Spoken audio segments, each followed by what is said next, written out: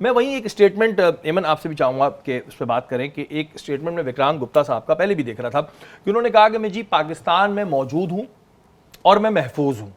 اس سے یہ بات تو کلیئر ہوتی ہے کہ جی سیکیورٹی ایشو نہیں ہے. انہوں نے خود یہ بات کہی کہ جو انڈیا کا جو بھی ان کا بی سی سی آئی ہے وہ جو ایشو بناتی ہے کہ جی یہاں سیکیورٹی ایشو ہے تو سیکیورٹی تو کوئی ایشو نہیں کہ میں بھی یہاں موجود ہوں اور محفوظ بھی ہوں. انہوں نے یہ کہا کہ دونوں ملکوں کے بیچ میں کوئی تعلقات نہیں اور پھر انہوں نے یہ بھی کہا کہ ایک دم صحیح بھی نہیں ہو سکتے, کسی نے کوشش بھی نہیں کی. تو یہ بات تو یہاں پہ کلیئر ہو گئی کہ یہ جو انڈیا ایک ایشو بنا دیتی ہے کہ جی ہماری ٹیم کی سیکیورٹی کا خطرہ ہے, وہ ان کے ایک فیمس سپورٹس جرنلسٹ یہ بول رہے ہیں کہ کوئی سیکیورٹی کا مسئلہ نہیں. دیکھیں بہت اچھا لگا ان کا انٹرویو, اور آج جس انٹرویو کی نسیم بھائی بات کریں وہ میں نے بھی دیکھا تھا. اس وقت وہ لاہور کی سڑکوں پہ کھڑے ہوئے تھے اور بات کر رہے تھے, وہاں پہ فینس بھی آ رہی تھی. تو یہ بات بہت کلیئر ہو گئی کہ آپ یہاں پہ آرام سے گھوم سکتے ہیں, آپ کو کوئی پریشانی نہیں ہے, کوئی پرابلم نہیں ہے. جب انڈیا کی گورنمنٹ کی طرف سے کوئی اسٹیٹمنٹ آتا ہے پاکستان کے اگینسٹ تو ان کے جرنلسٹ اور ان کے پرانے پلیئرز اس کو بہت سپورٹ کرتے ہیں, نوئنگ دا فیکٹ کہ پاکستان میں کبھی بھی سیکیورٹی کا اس طرح کا کوئی مسئلہ نہ رہا ہے اور نہ ہوگا, کیونکہ ہمیشہ بہت ٹیمز آئی ہیں.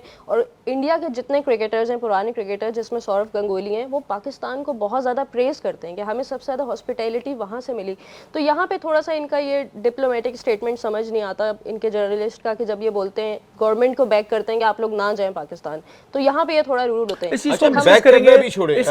ہم ڈسکس کریں گے کیونکہ تھوڑی سی امپورٹنٹ بات ہے, اس کو ہم ڈسکس کریں گے کہ جب بھی کوئی بھی یہاں پر آتا ہے اس کو ہم سے پیار ملتا ہے کیونکہ ہم لوگ ہی ایسے ہیں, لیکن جانے کے بعد پھر ہم دیکھتے ہیں کہ ان کے ٹی وی چینل سے بیٹھ کے کچھ اور اسٹیٹمنٹ آ رہا ہوتا ہے. یہ تھوڑا کنفیوزنگ